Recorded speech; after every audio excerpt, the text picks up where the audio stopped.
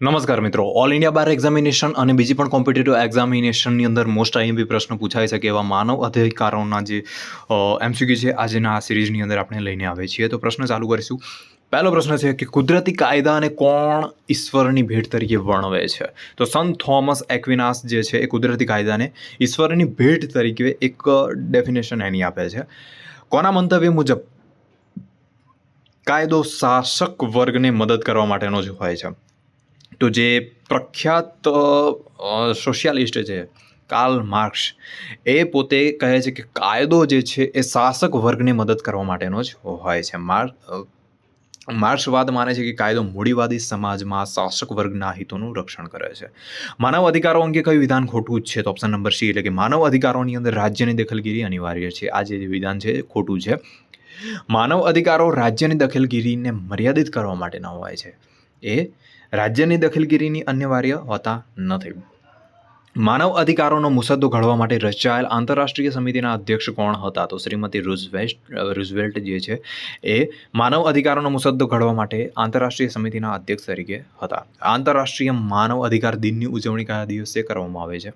તો 10 ડિસેમ્બરના રોજ માનવ અધિકાર દિવસ તરીકેની ઉજવણી કરવામાં આવતી હોય છે. આંતરરાષ્ટ્રીય માનવ અધિકારોની ઘોષણાને UDHR યુનોની મહાસભાએ ક્યારે સ્વીકાર કર્યો હતો? 10 ડિસેમ્બર 1948ના રોજ આંતરરાષ્ટ્રીય માનવ અધિકાર ઘોષણાપત્રકને યુનોની મહાસભાએ સ્વીકાર કરેલો હતો. યુનોએ જાહેર કરેલ માનવ અધિકારોની સંખ્યા કેટલી છે UDHRની અંદર? તો 30 જેટલા યુનોએ જાહેર કરેલ માનવ અધિકારોની સંખ્યા છે. માનવ અધિકારોની બાબતે આંતરરાષ્ટ્રીય મુદ્દો સૌપ્રથમ કોણે બનાવ્યો હતો? તો સૌપ્રથમ મોશિયસ, એક ગ્રીક ફિલોસોફર. જો કે આ પ્રશ્નનો સંદર્ભ અસ્પષ્ટ છે. કાયદાના આધુનિક સંદર્ભની અંદર સિસરો અને ગ્રોશિયસ જે વિદ્વાન છે એ આંતરરાષ્ટ્રીય કાયદાને સાથે જોડી મહત્વ આપ્યું છે. આ પ્રશ્ન ઓલરેડી પૂછાઈ ચૂકેલો છે. તો અત્યારે આધુનિકની અંદર પ્રશ્ન પૂછાય આનો આ ફરીથી આનો આ પ્રશ્ન રિપીટ થાય તો આની અંદર સિસરો અને ગ્રોશિયસ જે વિદ્વાન છે એ આંતરરાષ્ટ્રીય કાયદા સાથે જોડીને મહત્વ આપ્યું હતું. એટલે કે માનવ અધિકારોની બાબતે આંતરરાષ્ટ્રીય મુદ્દો જે છે સૌ પ્રથમ સિસરો અને ગ્રોશિયસ દ્વારા જે છે એ બનાવવામાં આવેલો હતો. અહીંયા ઓપ્શન મોશિયસ છે એટલે મોશિયસ લખેલો છે. સમગ્ર વિશ્વનો માનવ અધિકારોનો પ્રથમ દસ્તાવેજ યુનો ચાર્ટર 1945ની અંદર રજૂ થયેલો હતો. યુનોના ચાર્ટર પર સભ્ય દેશોએ ક્યારે હસ્તાક્ષર કર્યો હતો? તો 25 જૂન 1945ના રોજ યુનોના ચાર્ટર પર સભ્ય દેશોએ હસ્તાક્ષર કર્યો હતો. યુનોએ જાહેર કરેલ માનવ અધિકારોની વૈશ્વિક ઘોષણાની અંદર કુલ કેટલા અનુચ્છેદો છે? તો 30 જેટલા અનુચ્છેદો એની અંદર છે. યુનોના ચાર્ટર પર કયા શહેરની અંદર સભ્યોએ હસ્તાક્ષર કર્યા છે? તો સાન ફ્રાન્સિસ્કોએ યુનોના ચાર્ટર પર હસ્તાક્ષર કરેલા હતા. યુનોએ જાહેર કરેલ માનવ અધિકારોના વૈશ્વિક ઘોષણાપત્રની કઈ કલમ મુજબ કોઈ પણ જાતના ભેદભાવ વગર દરેકને નિયત કરેલ તમામ અધિકારો ભોગવવા વ્યક્તિ હકદાર છે? તો કલમ 2ની અંદર. યુનોના માનવ અધિકારોના ઘોષણાપત્રની કઈ કલમની અંદર તમામ વ્યક્તિઓએ કાયદા સમક્ષ સમાન ગણવામાં આવે છે? તો કલમ 7ની અંદર સમાન ગણવામાં આવે છે. યુનોના માનવ અધિકારોના ઘોષણાપત્રની અંદર કઈ કલમની અંદર ગુલામીનો પ્રતિબંધ કરવામાં આવે છે? તો કલમ 4ની અંદર. યુનોના માનવ અધિકારોના ઘોષણાપત્રની અંદર કઈ કલમની અંદર વ્યક્તિને ઇન્સાફી કાર્યવાહીમાં ગુનેગાર પુરવાર ન થાય ત્યાં સુધી નિર્દોષ હોવાના અનુમાન કરવાનો અધિકાર આપવામાં આવ્યો છે? તો કલમ 11ની અંદર. યુનોના માનવ અધિકારોના ઘોષણાપત્રની અંદર કઈ કલમની અંદર વ્યક્તિને રાષ્ટ્રીયતા ધરાવવાનો અને તેનાથી મનસ્વી રીતે રાષ્ટ્રીયતાથી વંચિત ન કરવાનો અધિકાર આપવામાં આવ્યો છે? તો કલમ 15ની અંદર. યુનોના માનવ અધિકારોના ઘોષણાપત્રની કઈ કલમની અંદર વ્યક્તિને સામાજિક સુરક્ષાના અધિકારની જોગવાઈ કરવામાં આવી છે? તો કલમ 22ની અંદર. યુનોના માનવ અધિકારોના ઘોષણાપત્રની જોગવાઈઓ અંગે કયું જોડકું ખોટું છે? તો અહીંયા ઓપ્શન નંબર ડી જે છે ખોટું છે. જીવન, સ્વતંત્ર અને સલામતીનો અધિકાર કલમ 6ની અંદર આપવામાં આવેલો છે. આ વિધાન જે છે ખોટું છે. આ અધિકાર કલમ 3ની અંદર છે. એટલે કે જીવન, સ્વતંત્રતા અને સલામતીનો અધિકાર કલમ 3ની અંદર આપવામાં આવેલો છે. ઉપરના ત્રણ સાચા જે જોડકા છે એ પણ જોઈ લઈએ. એટલે કે શિક્ષણનો અધિકાર જે છે કલમ 26ની અંદર આપવામાં આવેલો છે. સમાન કામ માટે સમાન વેતન જે છે કલમ 23ની અંદર છે. અભિપ્રાય અને અભિવ્યક્તિનો અધિકાર છે કલમ 19ની અંદર આપવામાં આવેલો છે. યુનોના માનવ અધિકારોના ઘોષણાપત્રની કઈ કલમ વ્યક્તિને કાયદા સમક્ષ વ્યક્તિ તરીકેના અધિકારની જોગવાઈ કરવામાં આવેલી છે? તો કલમ 6ની અંદર કરવામાં આવી છે. યુનોના માનવ અધિકારોના ઘોષણાપત્રની કઈ કલમની અંદર માત્ર આદર્શવાદની વાત કરવામાં આવી છે? અહીં આ પ્રશ્નનું સ્વરૂપ કાનૂની જોગવાઈઓ કરતા સિદ્ધાંતો પર વધુ આધારિત છે. કલમ 28 સામાજિક અને આંતરરાષ્ટ્રીય વ્યવસ્થાની વાત કરે છે, જે આદર્શ સાથે સંકળાયેલ છે. તો અહીંયા પ્રશ્ન શું પૂછ્યો છે કે યુનોના માનવ અધિકારોને ઘોષણાપત્રની કઈ કલમની અંદર માત્ર આદર્શવાદની વાત કરવામાં આવેલી છે? તો કલમ 28ની અંદર આપવામાં આવેલી છે. યુનોના માનવ અધિકારોના ઘોષણાપત્રની કઈ કલમ ફરજોની એટલે કે ડ્યુટીની જોગવાઈ કરવામાં આવેલી છે? તો કલમ 29ની અંદર ત્યાં ફરજોની જોગવાઈ કરવામાં આવેલી છે.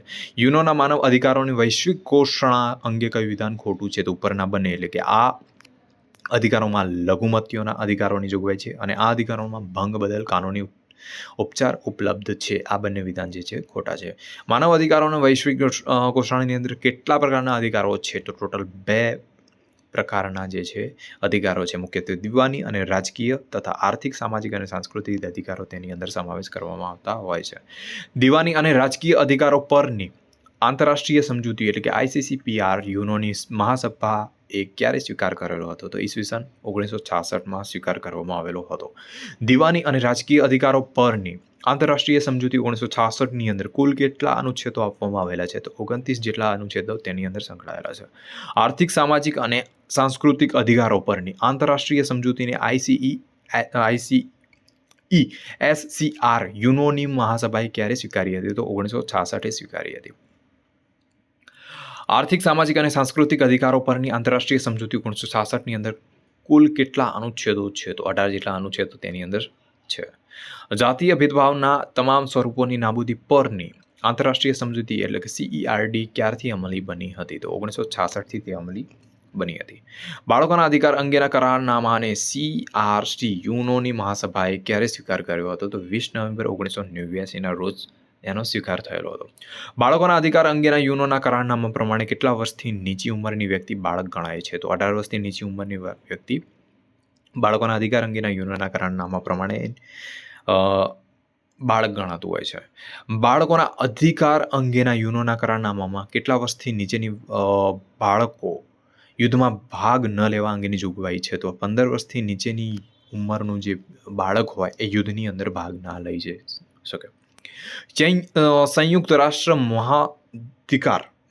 માનવાધિકાર પરિષદ ક્યારથી અસ્તિત્વમાં આવી હતી? તો 16 જૂન 2006થી જે સંયુક્ત રાષ્ટ્ર માનવાધિકાર પરિષદ છે એ અમલમાં આવી હતી. અહીં નોંધ લખેલી છે કે UN જનરલ એસેમ્બલી દ્વારા 15 માર્ચ 2006ના રોજ તેની સ્થાપના કરવામાં આવેલી હતી.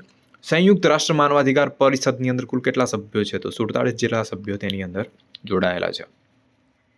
સંયુક્ત રાષ્ટ્ર માનવ અધિકાર પરિષદની એશિયન દેશોના કેટલા સભ્યો છે? તો એશિયન દેશોના 13 જેટલા સભ્યો તેની અંદર છે. સંયુક્ત રાષ્ટ્ર માનવ અધિકાર પરિષદના સભ્યોનો કાર્યકાળ કેટલા વર્ષનો હોય છે? તો 3 વર્ષનો એનો કાર્યકાળ હોય છે. સંયુક્ત રાષ્ટ્ર માનવ અધિકાર પરિષદના કેટલા સભ્યો દર વર્ષે નિવૃત્ત થતા હોય છે? તો 1/3 જેટલા સભ્યો હોય છે દર વર્ષે નિવૃત્ત થતા હોય છે. ભારતની અંદર માનવ અધિકાર પંચની સ્થાપના ક્યારે કરવામાં આવી હતી? તો 1993ની અંદર માનવ અધિકાર સંરક્ષણ અધિનિયમ 1993ની અંદર તેની જોગવાઈ છે. ભારતમાં કયા સ્તરે માનવ અધિકાર પંચ કાર્યરત છે? તો જિલ્લા, રાજ્ય અને રાષ્ટ્રીય 3 સ્તરે માનવ અધિકાર પંચ કાર્યરત છે. રાષ્ટ્રીય માનવ અધિકાર પંચના અધ્યક્ષ સ્થાને કોણ છે? તો સુપ્રીમ કોર્ટના નિવૃત્ત મુખ્ય ન્યાયમૂર્તિ મૂળ કાયદા પ્રમાણે એ પોતે રાષ્ટ્રીય માનવ અધિકાર પંચના અધ્યક્ષ સ્થાને હોય છે. રાષ્ટ્રીય માનવ અધિકાર પંચના અધ્યક્ષ અને સભ્યો કેટલા વર્ષ સુધી આયોગમાં કામ કરી શકે છે? તો 70 વર્ષની એની મહત્તમ વય મર્યાદા હોય છે. માનવ અધિકારો અને ભારતીય બંધારણની જોગવાઈ અંગેનું કયું જોડકું ખોટું છે? તો વાણી અને અભિવ્યક્તિની સ્વતંત્રની જે કલમ છે કલમ 18ની અંદર આપવામાં આવેલી છે. આ જે છે એ ખોટું છે. વાણી અને અભિવ્યક્તિનું જે સ્વતંત્ર છે કલમ 19ની અંદર છે અને જે કલમ 18 છે એની અંદર કિતાબોની નાબૂદી સંબંધિત જોગવાઈ કરવામાં આવેલી છે. ઓપ્શન નંબર B અહીંયા આપેલ છે. ભારતની અંદર માનવ અધિકારોના ભંગ બદલ શું કાર્યવાહી થઈ શકે? તો બંધારણની કલમ 32 પ્રમાણે સુપ્રીમ કોર્ટની અંદર કાર્યવાહી થઈ શકતી હોય છે. બંધારણની કલમ 226 હેઠળ હાઈકોર્ટની અંદર કાર્યવાહી થઈ શકે છે અને રાષ્ટ્રીય માનવ અધિકાર આયોગની પણ ફરિયાદ થઈ શકતી હોય છે માનવ અધિકારોના ભંગ બદલ. મહિલાઓના અધિકારોનો ભંગ એટલે શું? તો માનવ અધિકારોનો ભંગ. માનવ અધિકાર અંગેનું સૌપ્રથમ આંતરરાષ્ટ્રીય કમિશન ક્યારે સ્થાપવામાં આવેલું હતું? તો ઈસવીસન 1946માં UN દ્વારા હ્યુમન રાઇટ્સ કમિશનની સ્થાપના 1946ની અંદર કરવામાં આવેલી હતી. નેશનલ કમિશન ઓન માઇનોરિટીઝ એટલે કે ICMની સ્થાપના ક્યારે કરવામાં આવેલી હતી? તો 1992ની અંદર કરવામાં આવેલી હતી. National commission four minority act 1992 હેઠળ એની સ્થાપના થયેલી હતી. રાષ્ટ્રીય મહિલા આયોગ એટલે કે NCW સ્થાપના ક્યારે થયેલી હતી? તો 1990ની અંદર થયેલી હતી. રાષ્ટ્રીય માનવ અધિકાર પંચની જોગવાઈ અંગે કયું વિધાન ખોટું છે? તો ઓપ્શન નંબર સી એટલે કે પંચ સુઓ મોટો માનવ અધિકાર ભંગની ફરિયાદ ન કરી શકે. તો આ વિધાન જે છે એ ખોટું છે. પંચ સુઓ મોટો પોતાની રીતે ફરિયાદ દાખલ કરી શકતી હોય છે. યુરોપની અંદર માનવ અધિકારોનો પ્રથમ રેકોર્ડ કોને ગણવામાં આવે છે? તો ધ 12 આર્ટિકલ ઓફ બ્લેક ફોરેસ્ટને યુરોપની અંદર માનવ અધિકારનો પ્રથમ રેકોર્ડ ગણવામાં આવે છે. ધ લીગ ઓફ નેશન્સની સ્થાપના ક્યારે થઈ હતી? તો 1919ની અંદર સ્થાપના થઈ હતી. International committee of red cross એટલે કે ICRCના સ્થાપક કોણ છે? તો હેનરી ડુનન્ટ છે. યુનાઇટેડ નેશન્સ હ્યુમન રાઇટ્સ કાઉન્સિલનું મુખ્યાલય ક્યાં આવેલું છે? તો જીનેવા ખાતે આવેલું છે. એમ્નેસ્ટી ઇન્ટરનેશનલની સ્થાપના કોને કરી હતી? તો પીટર બિનેસોને સ્થાપના કરી હતી. એમ્નેસ્ટી ઇન્ટરનેશનલ અંગે કયું વિધાન ખોટું છે? તો આની અંદર ઓપ્શન નંબર સી એટલે કે આ સંસ્થાને 1975ની અંદર શાંતિ માટેનું નોબેલ પ્રાઇઝ આપવામાં આવ્યું હતું. આ વિધાન જે છે ખોટું છે. જ્યારે એમ્નેસ્ટી ઇન્ટરનેશનલને 1975ની અંદર 1975ની અંદર નહીં પણ 1977ની અંદર નોબેલ શાંતિ પુરસ્કાર મળ્યો હતો. રાષ્ટ્રીય માનવ અધિકાર પંચના પ્રથમ અધ્યક્ષ કોણ હતા? તો રંગનાથ મિશ્રા પોતે પ્રથમ અધ્યક્ષ હતા. રાષ્ટ્રીય માનવ અધિકાર પંચે કયા કેસની અંદર સુપ્રીમ કોર્ટના પિટિશન ફાઇલ દાખલ કરી હતી? તો એ બેસ્ટ બેકરી કેસની અંદર રાષ્ટ્રીય માનવ અધિકાર પંચે સુપ્રીમ કોર્ટની અંદર પિટિશન દાખલ કરવામાં આવેલી હતી. ભારતમાં જાહેર હિતની અરજી એટલે PILના પુરસ્કર્તા કોણ ગણાય છે? તો A અને B એટલે કે VR કૃષ્ણ અય્યર અને PN ભગવતી. મોસ્ટ IMP પ્રશ્ન છે. PILની અંદર દર વખતે પૂછાતો હોય છે. એ પોતે પુરસ્કર્તા છે. ભારતનું સૌથી પ્રાચીન માનવ અધિકાર સંગઠન કયું છે? તો People's Union for Civil Liberties એટલે કે PUCLA જે છે સૌથી પ્રાચીન માનવ અધિકાર સંગઠન છે. હ્યુમન રાઇટ્સ શબ્દ પ્રયોગ સૌ પ્રથમ કોણે કરેલો હતો? તો થોમસ પેઇન એટલે કે થોમસ પેઇને તેમના પુસ્તક જે રાઇટ્સ ઓફ મેન છે એની અંદર કુદરતી અધિકારો એટલે કે નેચરલ રાઇટ્સના સંદર્ભની અંદર માનવ અધિકારો ના ખ્યાલ વિકસ્યો હતો. સુપ્રીમ કોર્ટે કયા કેસની અંદર ઠરાવ્યું હતું કે નાર્કો એનાલિસિસ અને બ્રેઇન મેપિંગ માનવ અધિકારોના ભંગ છે? મોસ્ટ IMP પ્રશ્ન આ પણ બંધારણની અંદર ઘણીવાર પૂછાઈ ચૂકેલો પ્રશ્ન છે. તો સેલ્વી વર્સિસ કર્ણાટક રાજ્યનું જે છે એની અંદર બ્રેઇન મેપિંગ અને નાર્કો એનાલિસિસ માનવ અધિકારનો ભંગ છે એવું જણાવવામાં આવેલું હતું. સુપ્રીમ કોર્ટે કયા કેસની અંદર એકાંત વિરુદ્ધ ચુકાદો આપ્યો હતો? કે સુનિલ બત્રા વર્સિસ દિલ્હી પ્રશાસન. આ પણ IMP પ્રશ્ન છે. સુપ્રીમ કોર્ટે કયા કેસની અંદર આરોપીને હાથ કડી લગાવવા સંબંધી નિર્દેશો આપ્યા હતા? તો પ્રેમ શંકર શુક્લા વર્સિસ દિલ્હી પ્રશાસન. સુપ્રીમ કોર્ટે કયા કેસની અંદર સરકારી કર્મચારીઓને હડતાલ પર જવા પ્રતિબંધ મુક્ત ચુકાદો આપ્યો હતો? તો રંગ રાજ્ય વર્સિસ તમિલનાડુ રાજ્ય. સુપ્રીમ કોર્ટના કયા ન્યાયમૂર્તિએ ફાંસીની સજાને જ્યુડિશિયલ મર્ડર તરીકે ગણાવી હતી? તો KD થોમસને. બીજા પણ આવી રીતે 2 રેકના પ્રશ્નો આપણી ચેનલ પર મૂકેલા છે, તો ચેનલ પર એકવાર વિઝિટ કરીને તમે એ વિડીયોને જોઈ લેજો, જેથી કરીને આવનારી એક્ઝામમાં તમારે ખૂબ જ મદદરૂપ બને. આપણા વોટ્સઅપ ગ્રુપની લિંક પણ નીચે ડિસ્ક્રિપ્શનની અંદર આપણે મૂકી દઈશું, જેથી કરીને તમારે વોટ્સઅપમાં જોઈન થશો તો નવા અપડેટ પણ તમને મળી શકશે. આની PDF પણ આપણે અહીંયા ડિસ્ક્રિપ્શનની અંદર મૂકી દઈશું, જે તમે ડાઉનલોડ કરી શકો છો. અને વોટ્સઅપ થ્રુ પણ તમે મને પર્સનલી મેસેજ કરીને પણ આની PDF લેવા માગો તો પર્સનલી મેસેજ કરીને પણ તમે PDF લઈ શકો છો, અથવા તો વોટ્સઅપની અંદર ગ્રુપની અંદર જોઈન કરીને પણ તેની PDF તમને મળી રહેશે.